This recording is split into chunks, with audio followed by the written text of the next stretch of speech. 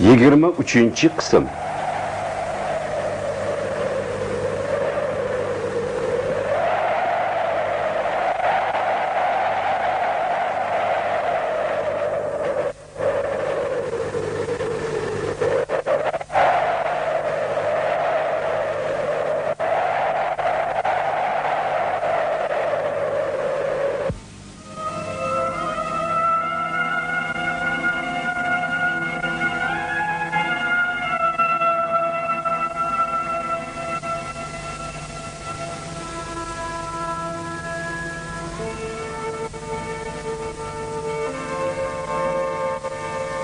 Bobojon, Halilur Rahmon, huzuringizga Jurxullarning qabila boshi va shayxi Mudod kelibdi. Uning yonida otamiz Ismoilning do'stlari Amir ibn Mudod bor. Ularning bizlar bilan qanday yaxshi qo'shnichilik qilishgani, sodiq do'st bo'lishgani, ixlos bilan jihad qilishganini bilasiz.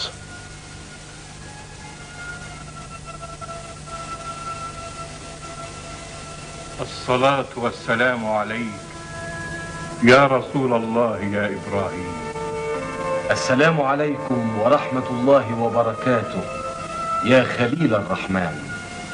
ورد İbrahim aleyhisselam salomga alik oldilar.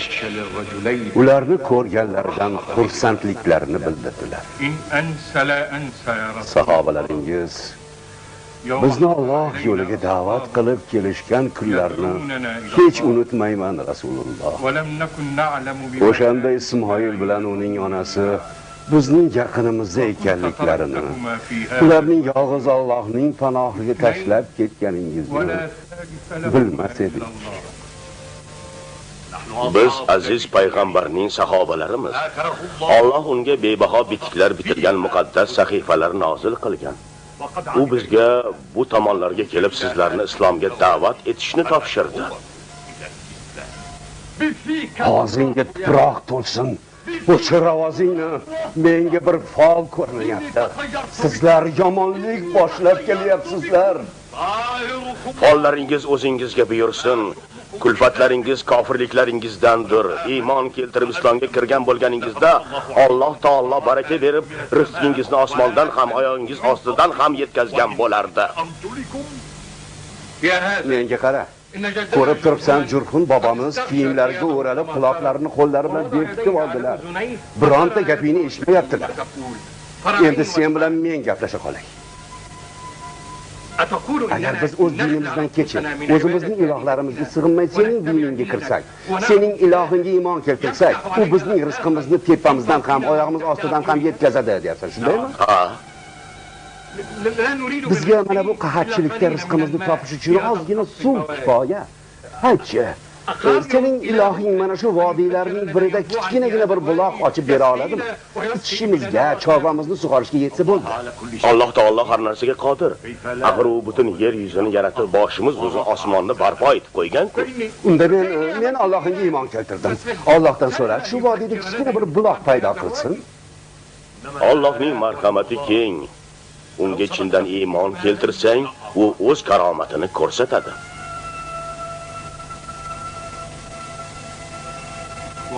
Alloh shohid. Ismoil oldidagi o'z burchimizni bajardik. Yaxshi qo'shnichilik qildik. Ularga ergashdik. Alloh yo'lida qilgin deganlarini qildik, qilmagin deganlarini qilmadik.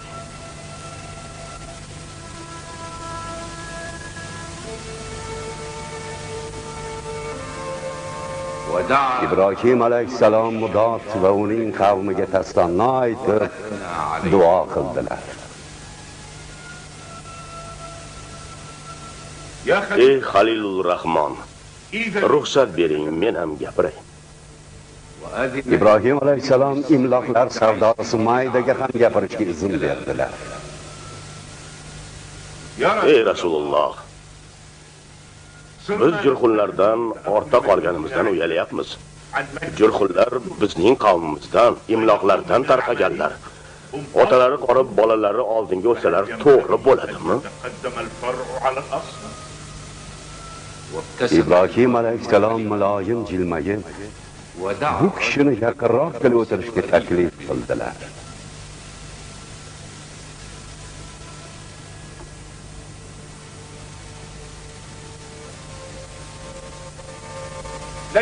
Shuning o'zi emas, ey Rasululloh. Bizga bu dunyoda izzat ikrom, shon sharaf, u dunyoda rahm shafqat tilab duo qilsangiz. Ibrohim alayhisalom dedilar, yana nima imloqlar sardori? Yana Jurhullar bizga ta'na qilishyapti. Ismoil otlarni tutib bizga bergan. Biz u bilan Alloh yo'lida jihad qildik. Dushmanlarga dahshat solib, do'stlarga yordam berib, islom diniga xizmat qildik.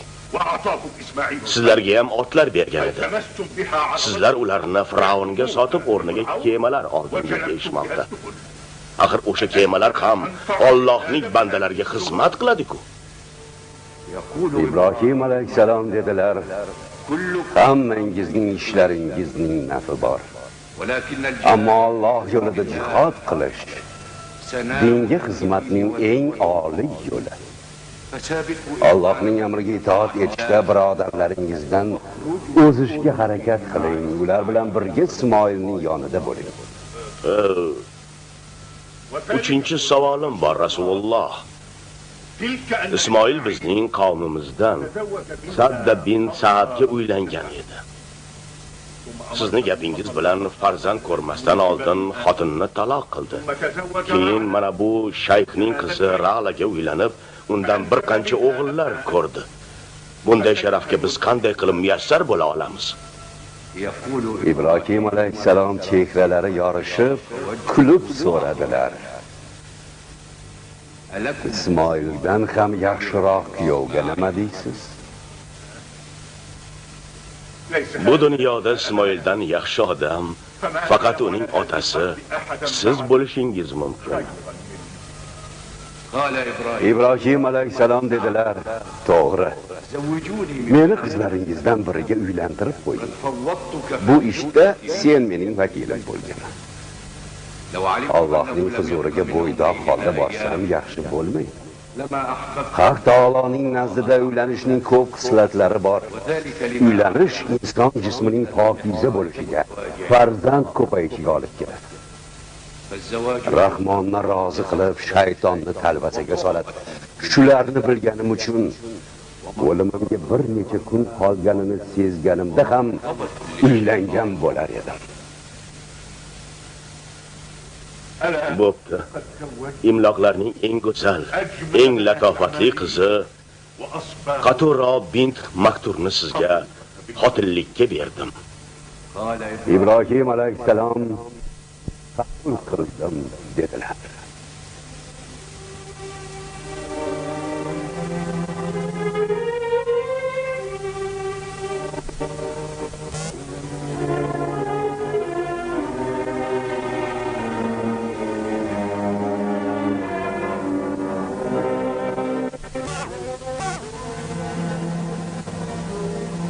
İbrahim alayhisalomning yoshlari 175 ga to'ldi.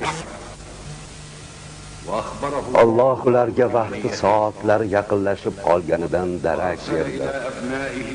Halilulloh o'g'illari nevaralariga odam yuborib chaqirtirdilar. Ular yig'ilishgandan keyin hammalariga bir qarab chiqdilar. Ikki kaftlarini avval osmonga, keyin bular tomonga uzatib, ularga Alloh taoloning marhamatini, muruvvatini so'rab duo qildilar. Lablari asta qimirladi. Hamma shu yerdami? Ismoil javob berdilar. Men shu yerdaman. Ukam Ishoq, o'g'illari Iz va Yaqub ham shu yerda. Mana bular mening 12 ta o'g'lim. Ibrohim alayhisalom mamnun bo'ldilar. Yuzlarida tabassum paydo bo'ldi. Yana lablar asta qimirladi. وتحركت شفتاه وقال Ilyazar qani?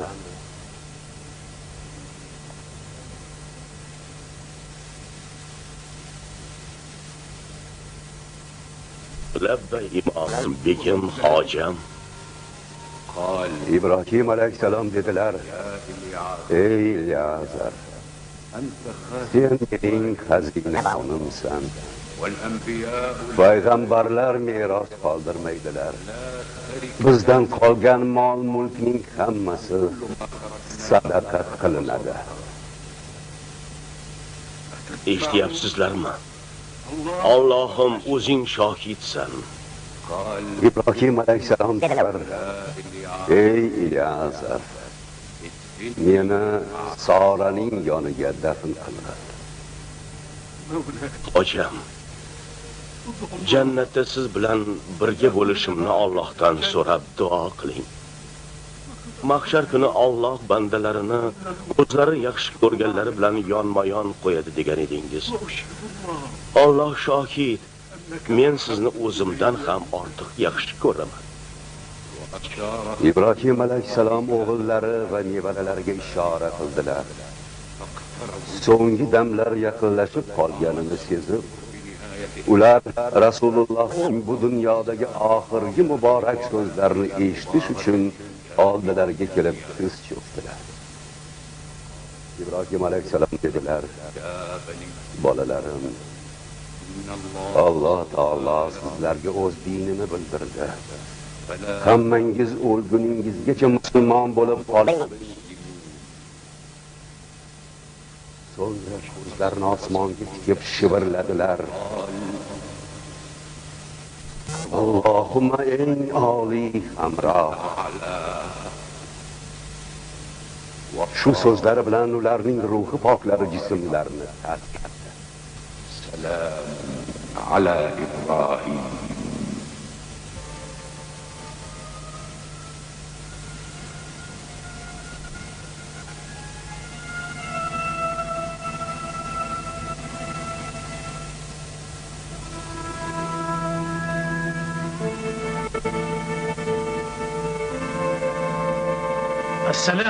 Assalomu alaykum Ishoq bobo. Allohning elchisi va payg'ambari. Biz o'g'lingiz Yoqubning farzandlarimiz. Ishoqning chehralari yorishib dedilar: Xush kelibsizlar Yoqubning, Isroilning o'g'illari.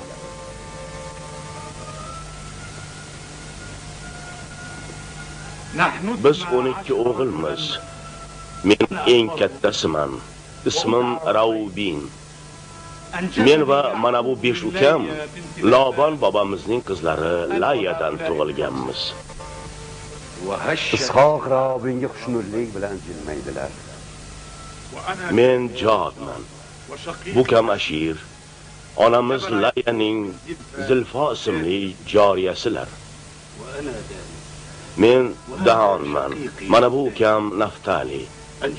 Lobonning qizi Rohilaning cho'risi Bilqa bizning onamiz bo'ladilar. Ishoq hammalariga jilmayib xush kelibsizlar dedilar. Otajon, Alloh sizga o'z barakotini va marhamatini ato etgan. Bular bizlarning bolalarimiz va nevaralarimiz. Hammamizni duo qiling. قال إسحاق Ishoq dedilar: Allohumma ezgulik qilguvchimizga ezgulik ber, adashganlarimizning gunohini kechir. Bobojon, siz biz bilan sahroga yo'l olib, amakimiz Ismoilning oldilariga Makkadagi Baytullohga haj qilishni niyat qilibsiz. Nima uchun otangiz Ibrohim o'shanaqa uyni shu yerda, Habrunda ham qurdirmaganlar? قال إسحاق Ishoq dedilar: قد بوأ Allohning o'zi Ibrohim Halilullohga Baytullohning o'rnini ko'rsatgan. وعهد إليه Otamlarga va akamlarga musulmonlar tavof qilishi, sajda qilishi uchun o'sha uyni qurishni buyurgan. Axir yer ko'kning egasi Alloh taolo hamma yerda birdek hozir nozir-ku. Yuzimizni qayerga bursak, Alloh o'sha yerda-ku. Alloh har doim o'z bandalari bilan birga. Demak, har bir bandaning qalbi Baytulloh, Allohning muqaddas uyidir. Odamlar Makkaga muqaddas dinimizning udumlarini ado etib, ulug'lash uchun belgilangan kunlarda Alloh subhanahu va taoloni zikr etib, iymonlarini zohir qilish uchun boradilar. Modomiki shunday ekan, nima uchun shu yerda Habrunda o'shanga o'xshash uy qurishga ruxsat bermaysiz? Haj farzini shu yerda ham ado etish mumkin bo'lganida, bizga, sizning avlodlaringizga ancha yengil bo'lar edi. Ishoq dedilar, otamiz buni o'z ixtiyorlari bilan qilgan emaslar. Allohning vahiysi bilan uning amri irodasiga itoat etib qilganlar. Menga Makkadagi kabi uyni Habronda qurish buyurilmagan. Makkadagi uy Ka'ba yer yuzidagi barcha musulmonlar uchun muborak va muqaddas uydir.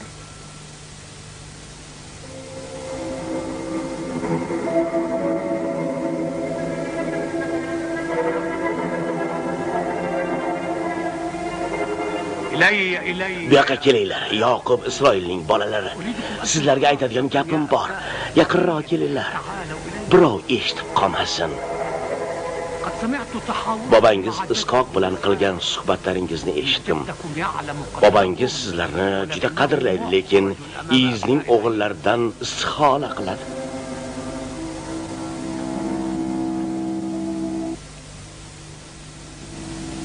Sizning otangiz Yoqub payg'ambar, elchi. Tushida Alloh uni Isro qildirgani uchun Isroil laqabini olgan. U Allohning sevimlisi, yorliqagani. Iz bir sahroyi odam, ovchi. Unga Xudoning nazari tushmagan, Allohning elchisi emas. Iz qayerda-yu, Yoqub qayerda? Ismoilning o'g'illari qayda-yu, sizlar qayda? Sizlarning 3 avlodingiz payg'ambarlikka voris bo'lgan. Otangiz Yoqub,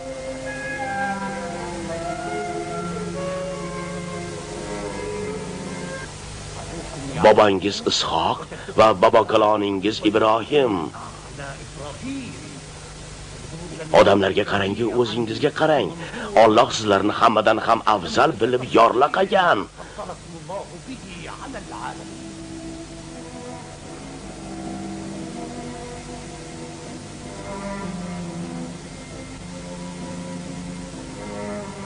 Siz Allohga eng yaqin odamlarsiz, do'stsiz. Ta'bir joiz bo'lsa, Allohning o'g'illarisiz degan bo'lardim. Siz kelajak avlodlarning, imomlikning, payg'ambarlikning nurisiz. Alloh taolo otangiz Yoqubga, undan avval bobangiz Ishoqqa, undan ham avval bobokaloningiz Ibrohimga va'da bergan. Sizlardan ko'p, juda ko'p xalqlar, osmondagi yulduzlardek, sahrodagi qumlardek ko'p xalqlar dunyoga keladi.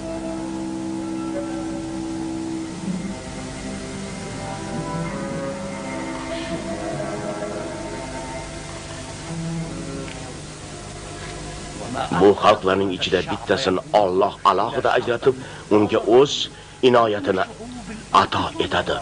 U xalqni Allohning xalqi deb atash ham mumkin. Menga qara.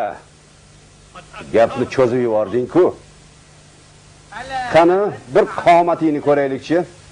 Biz bilan hazillashishni ko'rsatib qo'yamiz hozir. Shoshmanglar birodarlar, gapini gapirib bo'lsin. Yahudo hozir dono gap gapirdi. Sabr qilinglar, men gapimni tugatay. Yahudo, sening kuchli kamaringdan qanday ajoyib xalq dunyoga keladi-ya? Yo'q, yaramas, bizni yo'limizdan qoldirma. Yo'q. Sen bularning eng kattasisan. Bularga qaraganda og'irroq, sabrliroq bo'lishing kerak. Bobangiz Ishoq gapingizga quloq solmadi. Siz Ismoilning bolalaridan ko'ra oliy zotsiz. Odamlar haj qiladigan Baytulloh sizning diyoringizda, Habrunda bo'lishi lozim edi.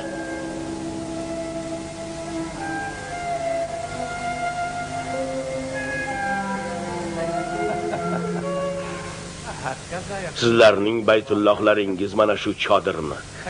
Bir yerda muqim turmaydigan, hech kim tavof qilmaydigan shu chodir. Ismoil va uning zurriyotining Baytullohi esa hashamatli bino. Butun dunyodan odamlar kelib haj qilishadi. Sizlar Ismoil avlodidan oliyroqsiz.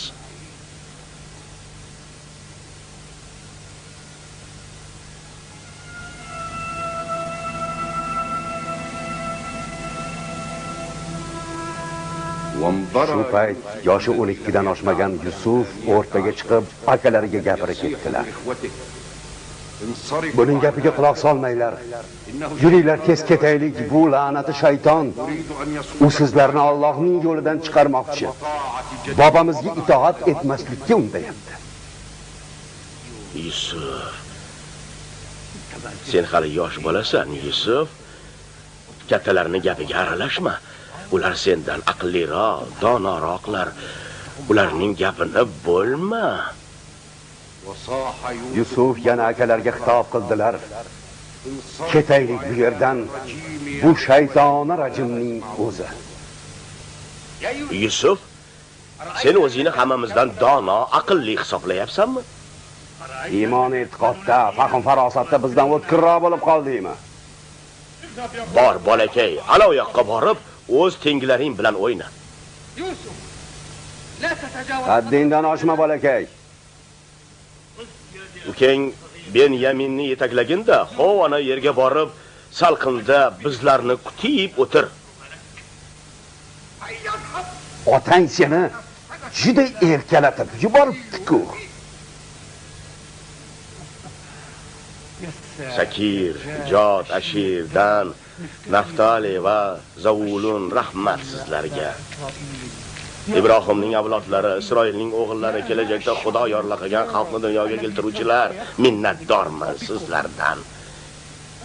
Yana ikki og'iz gapim qoldi. Bobangiz Ishoq bilan Makka ga borganingizda siz Iz va Ismoilning avlodlaridan ustunroq, olizotroq ekaningizni unutmang.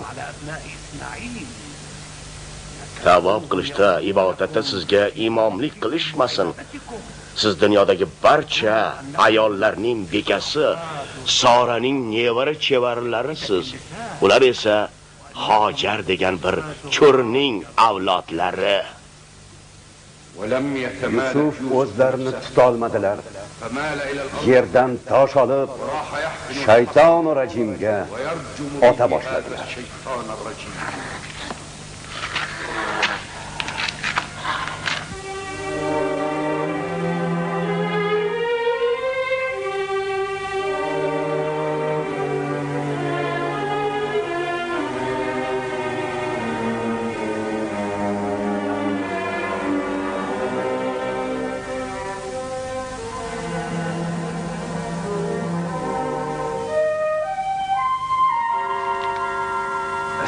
Assalomu alaykum Ilyas. Salilullohning sahobalari va xazinabonlari. Va alaykum assalom. Qanday baxtga musharraf bo'lgan edim. Ularning da'vatlariga labbay degandim. Hijratda hamrohlari, ishonchli sahobalari edim. Shuning uchun hammani tark etib, mana shu g'ordan avval Sora buvimiz, keyin Ibrohim bobamiz dafn etilgan shu g'ordan chiqmay o'tiribsizmi? Vafotlardan keyin ham ularning yonlarida bo'lishni istaysizmi? Ha. İbrahim alayhissalom mening imomim, hojam. Ro'za mahsharda ular bilan yonma-yon turishni istayman. Har kim mahsharda o'zi sevgan kishisi bilan birga bo'ladi derdilar. Alloh shohid, men ularni jonimdan ham ortiq ko'rardim. Lekin sen o'zing kimsan?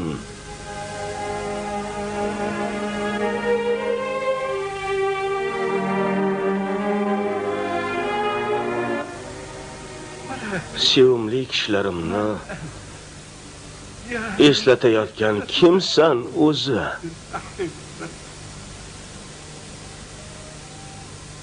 Tanimadingizmi? Men Ibrohim alayhisalomning o'g'illari bo'lmish Ishoqning o'g'li Izman. Hojam. Sen mening hojamsan.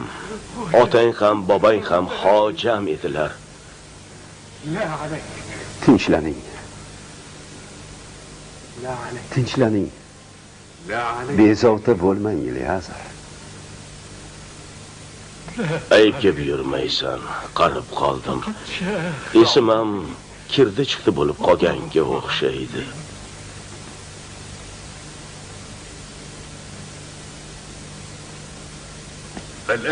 Yo'q, men o'zim ko'p yillar dashtu biyobondan beri kelmadim. Sahroda yashadim. Amakim Ismoilga kuyov bo'ldim. Qabrondan ketganimga ancha bo'ldi. Alhamdulillah. Qudratli, shavkatli Rabbimga, munavvar oyatlar egasiga, nur va barakat sohibiga hamd va sanolar bo'lsin. Ibrohim alayhisalomdan sizlarga hech qanday mol dunyo qolmadi. Ikkala o'g'illari Ismoil va Ishoqni Allohning o'zi qanday piru badavlat qildi qo'ydi. Ikkalasi ham o'z qavmiga bosh bo'ldi. O'z xalqining otasi bo'ldi.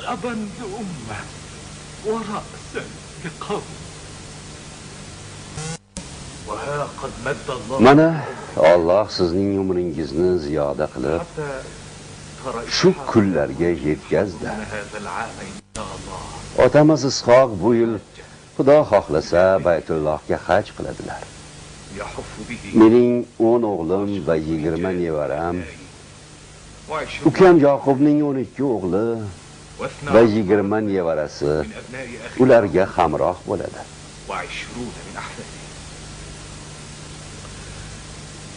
Noinsoflar seni ukasi Yoqub bilan yovlashyapti. Yoqub akasidan yuz o'giribdi degan gaplarni tarqatishgan edi.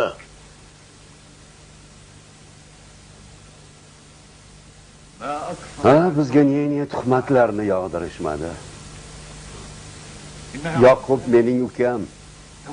Bir pushti kamardan bo'lib, bir qorindan talashib tushgan egizak bo'lsak, otamiz ham, ukamning o'zi ham Allohning elchisi, payg'ambar bilan men nechuk yovlashaman? Alloh shohid. Yoqub bilan qachon uchrashsak, quchoq ochib ko'rishamiz. Unga bo'lgan mehr muhabbatim, hurmatimdan, ko'rganimda ko'zimdan sevinch yoshlari oqadi.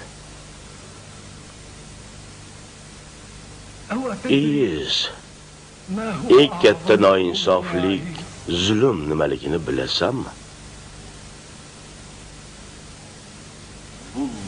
Zolimning o'ziga qilgan zulmi. Insonning o'ziga o'zi qiladigan eng katta zulmichi? Alloh insonni yaratib, uning rizqini yetkazgan. Aql sakovat bergan bo'lsa-yu, odam unga shirk keltirib Allohdan o'zgaga ibodat qilsa. Ha.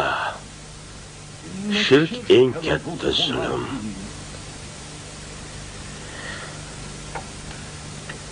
Aychiz, senga ham ukang Yoqubga kelgandek vahiy kelganmi? Yo'q. Kelmagan. Alloh menga nasib etmagan narsaga da'vo qilishga haqqim yo'q. Ukangning Allohning elchisi ekanligiga chin dilingdan ishonasanmi? Siz meni kim deb o'ylayapsiz? Xalilullohning sahobasi. Men Allohga, uning malayikalariga, kitoblariga, elchilariga iymon keltirganman. Elchilarning birini ortiq, birini kam ko'rmayman. Bobom Ibrohimga, amakim Ismoilga, otam Ishoqqa va ukam Yoqubga Allohdan nozil bo'lgan vahiylarga iymon keltirganman. Men musulmonman.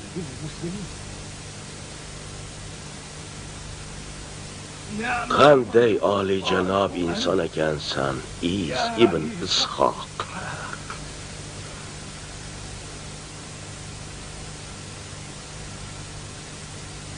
Qani edi, men ham otang bilan birga haj qilsam.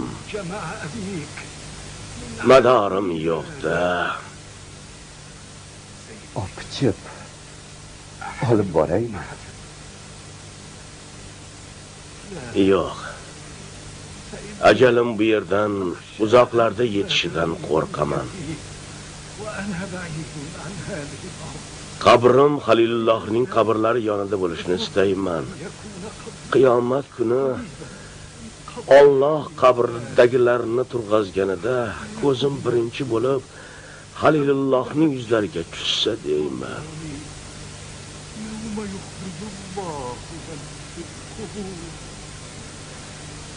Ilyazar, hamma yer Allohning yeri.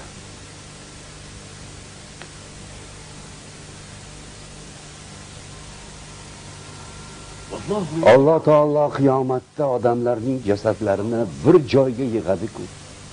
Shunday emasmi? To'g'ri. Lekin men shu joydan qimirlashni xohlamayman. Ajalim yaqinlashib qolganini sezyapman. Makka ga yetib borganingizda Ismoil Zabihullohga mendan salom aytinglar.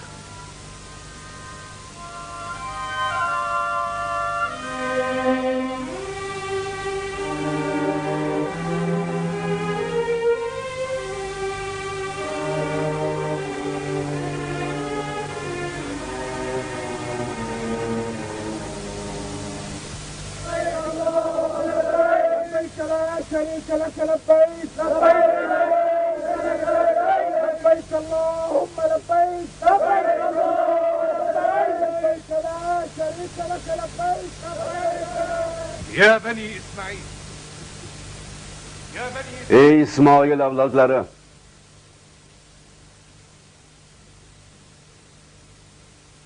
mana bu kishi Allohning payg'ambari Ishoq. Ularning duosini oling, baraka topasiz. Mana bu kishi Yoqub, Allohning payg'ambari Isroil. U kishining ham duolarini olinglar.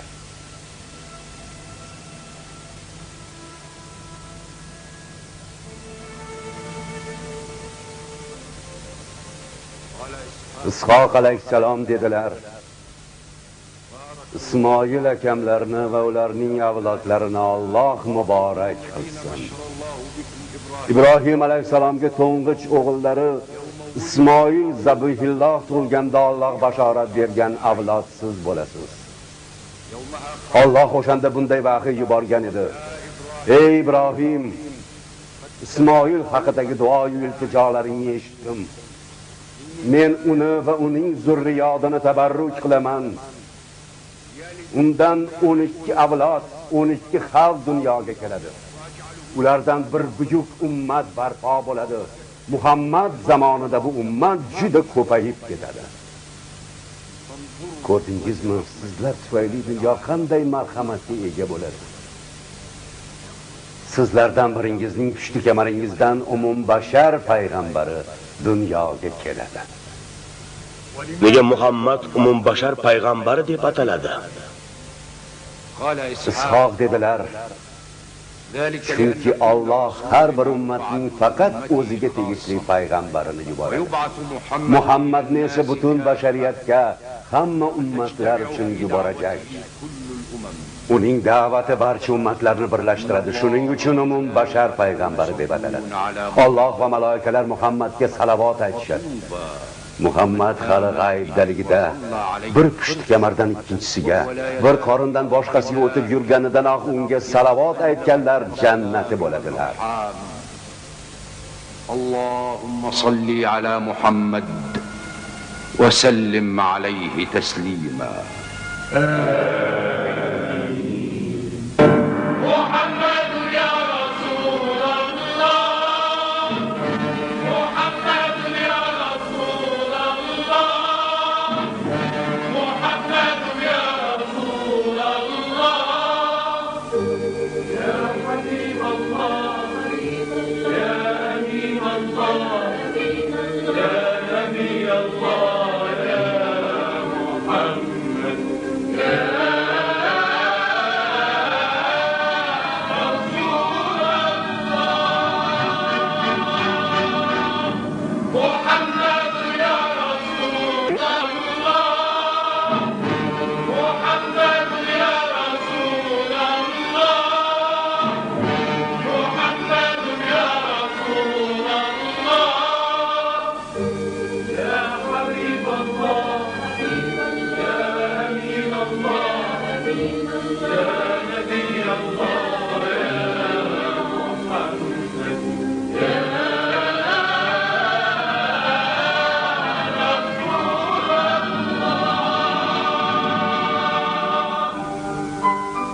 Film O'zbekiston davlat teleradio kompaniyasining kino ko'rsatuvlar tahririyati tomonidan o'zbek tiliga o'girildi.